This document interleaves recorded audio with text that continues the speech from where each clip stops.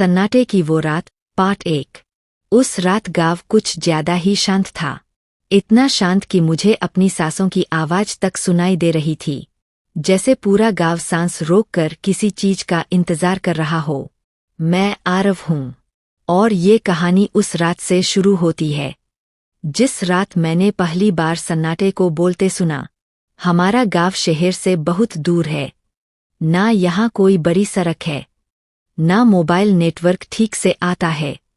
शाम होते ही लोग अपने अपने घरों में बंद हो जाते हैं। दरवाजे, खिड़कियां, सब। मैं जब भी दादी से पूछता, दादी, लोग इतनी जल्दी घर क्यों बंद कर लेते हैं, तो वो बस इतना कहती, रात से बहस मत किया कर बेटा। उस दिन भी कुछ ऐसा ही था। दिन ढलते ही आसमान का रंग अचानक बदल गया। सूरज बिना अलविदा कहे डूब गया, और अंधेरा बहुत तेजी से फैल गया। गाँव के मंदिर की घंटी बजी, ठीक 7 बार। मैंने घड़ी देखी, रात के 7:17। अजीब बात ये थी कि घंटी हमेशा ठीक इसी समय बजती थी। मैं बाहर आंगन में खड़ा था। हवा चल रही थी, लेकिन पैर हिल नहीं रहे थे।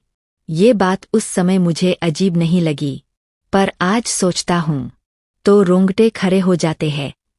रात के करीब 9 बजे दादी ने अचानक दरवाजा बंद कर दिया। दादी, अभी तो रात शुरू ही हुई है, मैंने हंसते हुए कहा। दादी ने मेरी तरफ देखा, उनकी आंखों में डर था। आज सवाल मत पूछ, बस इतना कहा। मैं अपने कमरे में चला गया।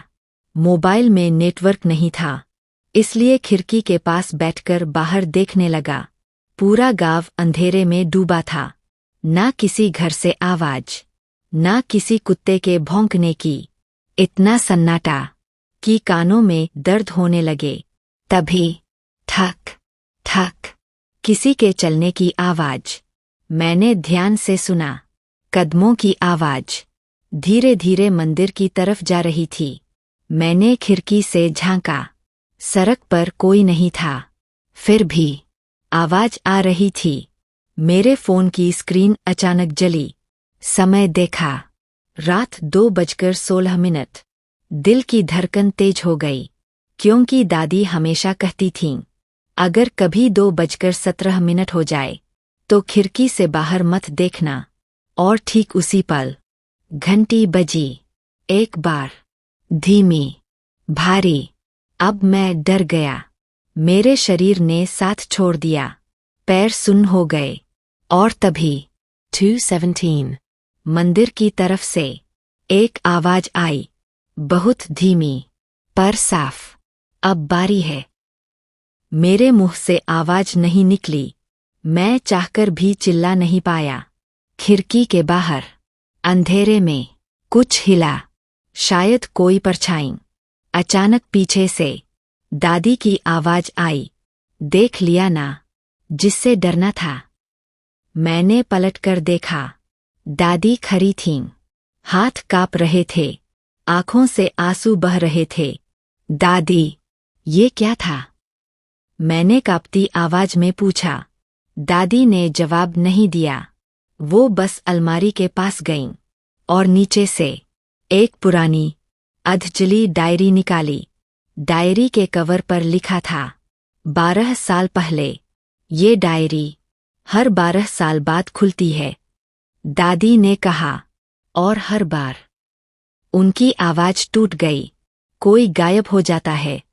मैंने डायरी खोलने की कोशिश की। दादी ने मेरा हाथ पकड़ लिया। अभी नहीं आरव, अभी नहीं।